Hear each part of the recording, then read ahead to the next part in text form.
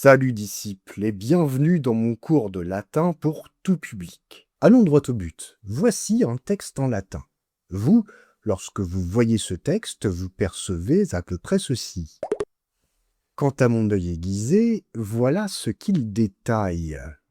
Une foule de combinaisons. Le but de cette série de vidéos à destination des grands débutants en latin, et par grands débutants, je veux dire des gens qui n'ont vraiment jamais fait de latin de leur vie. Le but, c'est de vous montrer les rouages élémentaires de cette langue qui nous a fourni la coquette somme de la moitié de notre vocabulaire environ, ainsi que le bon gros pâté de grammaire et de littérature qui va avec. Par exemple, je vous ai montré un extrait de La guerre des Gaules de Jules César, écrit par Jules César pour la gloire de Jules César. La question que nous allons nous poser dans cette vidéo sera le nom latin, comment ça marche? Ah oui, on va faire de la mécanique, purement et simplement. J'aime raconter des histoires, et cela tombe bien puisque c'est une très bonne manière d'enseigner que de narrer aux gens ce qu'on veut leur transmettre. Mais il me faut tout de même une accroche. Connaissez-vous cette statue?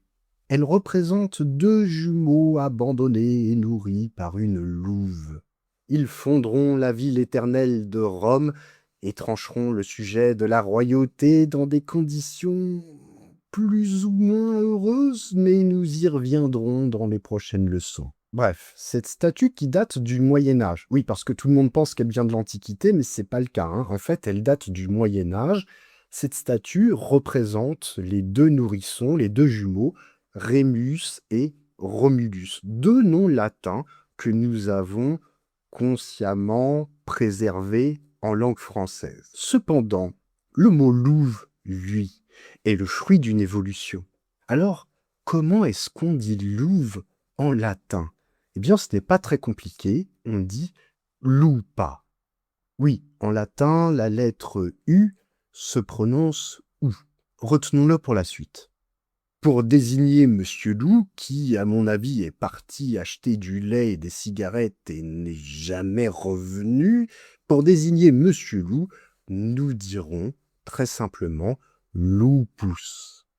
Je peux déjà faire deux déductions. Lorsque je vois un nom latin en A, comme dans le nom lupa, il s'agira d'un féminin, tandis que lorsque je vois un nom latin en us, comme dans le nom lupus, il s'agira d'un masculin. Ce qui ne change pas dans les deux noms, c'est le radical, L ou P. Ce qui change, c'est-à-dire ce qui est variable, pour le dire dans des termes plus précis, ce sont le A final et le us final. Cette partie du mot qui est variable et qui est à la fin, on l'appellera la désinence. Retenez ce mot, je vais le répéter dans toutes les vidéos. Désinence. Quel drôle de vocabulaire, me direz-vous? Eh bien, ce mot désinence, il s'explique très simplement.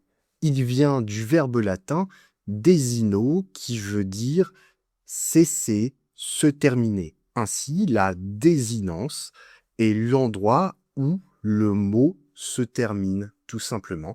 C'est un petit peu le Shabbat du mot. Voilà, je fais les mariages, les bar mitzvahs, 10 € de l'heure pour les mariages, 15 pour les bar. Je peux donc faire varier un nom latin en genre, masculin ou féminin, c'est ce qu'on aura vu pour le moment, mais je peux aussi le faire varier en nombre, singulier ou pluriel. Par exemple, le singulier du mot loup, lupus, va donner lupi en latin, les loups. On passe de la désinence us à la désinence i.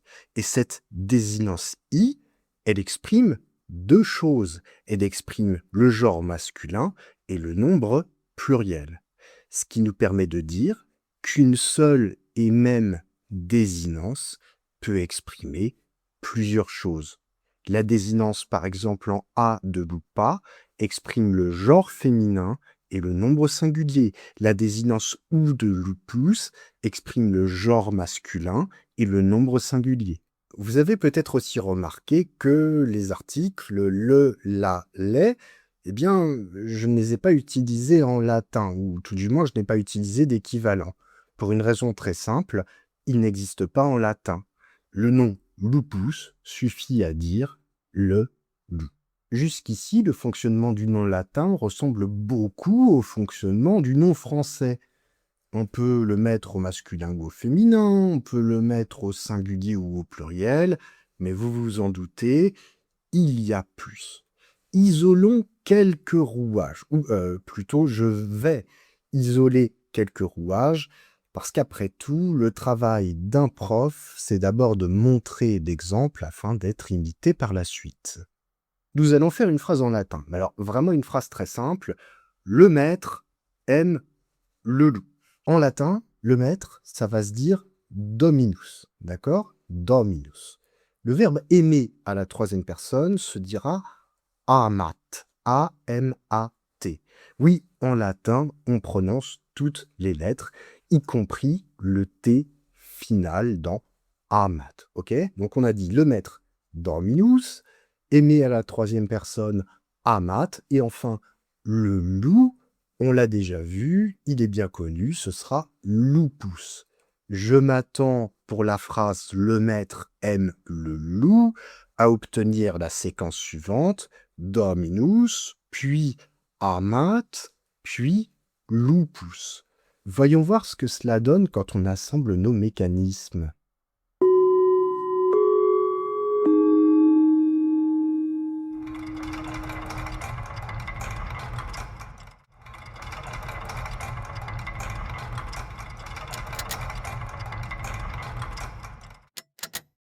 Étrange, vous avez dit étrange.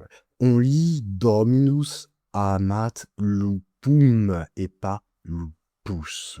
Que s'est-il passé? Pourquoi est-ce que la désinence en ous a été remplacée par une nouvelle désinence en sachant que le genre et le nombre n'ont pas bougé, hein? Le loup reste le loup, un masculin et un singulier. Partons simplement du français. Dans la phrase « Le maître aime le loup », si je vous demande le sujet du verbe, vous allez me dire « le maître », de façon tout à fait logique. D'ailleurs, aux élèves, afin qu'ils trouvent le sujet du verbe, on leur demande de poser la question « Qui est-ce qui ?»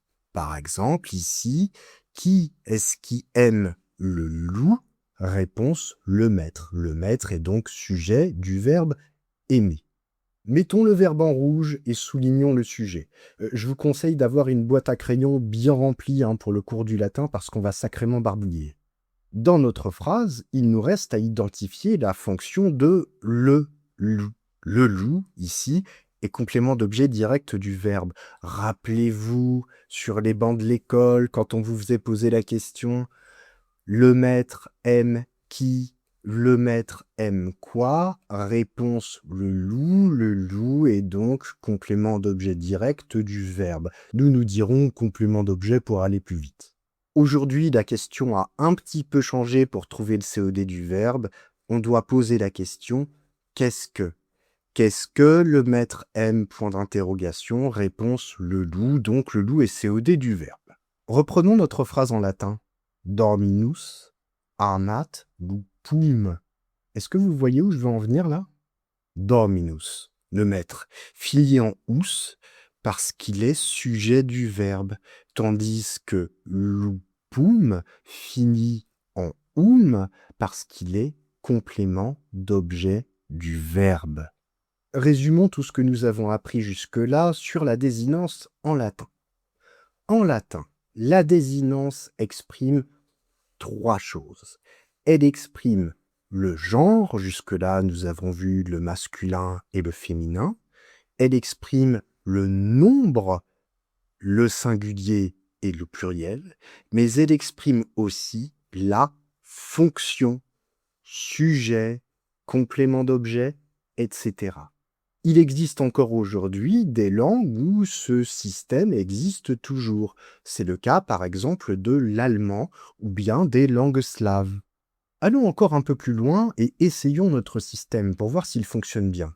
Je veux dire en latin la phrase « le loup aime le maître », donc le contraire de tout à l'heure, d'accord? Maintenant, ce sera « le loup aime le maître. Eh bien, ce que je vais faire, c'est que je vais, dans mes mécanismes, laisser les radicaux à leur place. Je vais les fixer là où ils se trouvent.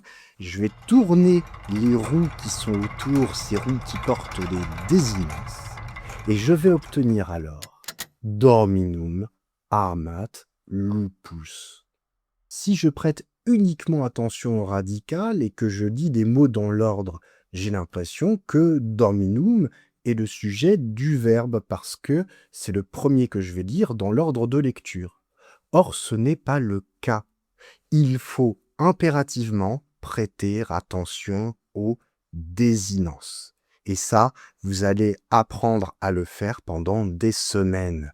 Le mot en ous sera le sujet du verbe aimer, quelle que soit sa place dans la phrase, et le nom en sera le complément d'objet du verbe aimer, lui aussi, quelle que soit sa place dans la phrase. En fait, la fin du mot, la désinence, exprime tant de choses de manière précise qu'on peut déplacer le mot entier à tel ou tel endroit de la phrase sans que le sens ne soit changé. Je pourrais par exemple écrire lupus amat dominum, donc le loup aime le maître, tout comme je pourrais écrire dominum amat lupus, dominum lupus amat, etc. Toutes ces phrases se traduisent exactement de la même manière parce que les désinences n'ont pas changé. Nous arrivons au moment le plus important de la vidéo, celui où vous devez vous demander si vous avez bien tout compris et bien retenu ce qu'il vous faut. Et pour vous y aider, je vais vous poser 4 questions. La première question est: comment appelle-t-on les deux parties d'un mot en latin? Pour faire votre réponse, vous pouvez partir du mot lupus et le décortiquer, le détailler avec votre œil aiguisé. Deuxième question: utilise-t-on l'article le, la, les en latin? Troisième question: que dois-je comprendre lorsque dans une phrase je dis lupum et non lupus? Quatrième question, ou plutôt quatrième consigne, traduisez en latin les deux phrases suivantes. Le loup aime le maître et le maître aime le loup. Si vous n'y parvenez pas, eh bien, reprenez la vidéo. Un jour, je vous raconterai l'histoire de ce ous, de ce enfin bref, de ce système à désinence qui, nous, locuteurs du français, nous paraît si compliqué. En fait, tout ça a bien un sens et un sens historique, mais je le ferai dans une vidéo à part entière qui traitera de linguistique. Pour le moment, vous avez bien travaillé. Nous nous revoyons lors de la prochaine leçon. On verra un petit peu plus de vocabulaire, on verra d'autres règles. Au fur et à mesure, nous allons monter les marches, pas à pas. D'ici là, courage à vous pour vos études et à bientôt.